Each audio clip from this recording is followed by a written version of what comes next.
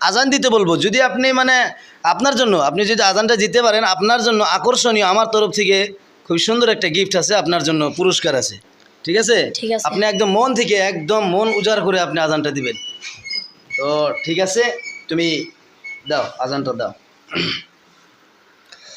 আল্লাহু আকবার, আল্লাহু আকবার, আল্লাহু আকবার, আল্লাহু আকবার। আশহাদু আন লা ইলাহা ইল্লাল্লাহ।